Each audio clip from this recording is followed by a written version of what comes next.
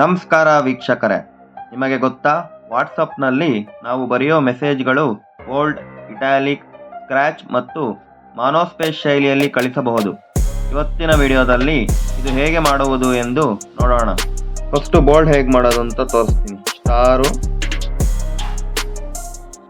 ನಾನು ನೇಮ್ ಕೊಡ್ತಾ ಇದ್ದೀನಿ, ಮತ್ತೆ ಸ್ಟಾರ್ ನೋಡಿ, ಟೆಕ್ಸ್ಟ್ ಬೋಲ್ಡ್ ಹಾಕೊಂತಿದ್ಯಾ, ಇದೊಂದು ಮೆಥಡು.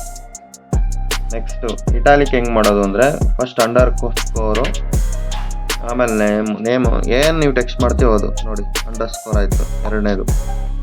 ಮೂರನೇದು ಟೆಕ್ಸ್ಟ್ ಸ್ಕ್ರ್ಯಾಚ್ ಆಗೋದು ಹೆಂಗೆ ಅಂತ. ಟೆಕ್ಸ್ಟ್ ಸ್ಕ್ರ್ಯಾಚ್ ಆಗಬೇಕು ಅಂದರೆ ಟಿಲ್ಡ್ ಸಿಂಬಲ್ ಯೂಸ್ ಮಾಡಿ ನೇಮ್ ಕೊಟ್ಟು ಮತ್ತೆ ಟಿಲ್ಡ್ ಸಿಂಬಲ್ ನೋಡಿ, ನೇಮ್ ಸ್ಕ್ರ್ಯಾಚ್ ಆಯಿತು. ಎಷ್ಟಾಯಿತು? 3 ಮೆಥಡ್ ಆಯಿತು. ಇನ್ನೊಂದೇನು ಮಾನೋಸ್ಪೇಸು, ಟೆಕ್ಸ್ಟ್ ಫಾಂಟು ಒಂಥರ ಕ್ಲಿಯರಾಗಿ ಒಂಥರ ಸ್ಟೈಲಿಶ್ ಆಗಿ ಕಾಣುತ್ತೆ, ಅದಕ್ಕೆ ನೋಡಿ ಟಿಲ್ಡ್ ಸಿಂಬಲ್ ಪಕ್ಕ ಇನ್ನೊಂದು ಇದೆಯಲ್ಲ ಅಪಾಸ್ಟ್ರಫಿ ಥರ, ಅದನ್ನು ಸೆಲೆಕ್ಟ್ ಮಾಡಿ ಈಗ ನೇಮ್ ಕೊಟ್ಟು ಮತ್ತೆ ಅಪಾಸ್ಟ್ರಫಿ ಕೊಟ್ಟರೆ ನೋಡಿ ಟೆಕ್ಸ್ಟ್ ಬೇರೆ ಥರನೇ ಕಾಣಿಸ್ತಿದೆ. ಈ ವಿಡಿಯೋ ನಿಮಗೆ ಇಷ್ಟ ಆಗಿದ್ದರೆ ಲೈಕ್ ಮಾಡಿ, ಶೇರ್ ಮಾಡಿ, ಸಬ್ಸ್ಕ್ರೈಬ್ ಮಾಡಿ. ಇದೇ ರೀತಿ ಉಪಯುಕ್ತ ವಿಡಿಯೋಗಳನ್ನ ಡೈಲಿ ಹಾಕ್ತಾ ಇರ್ತೀನಿ. Thank you.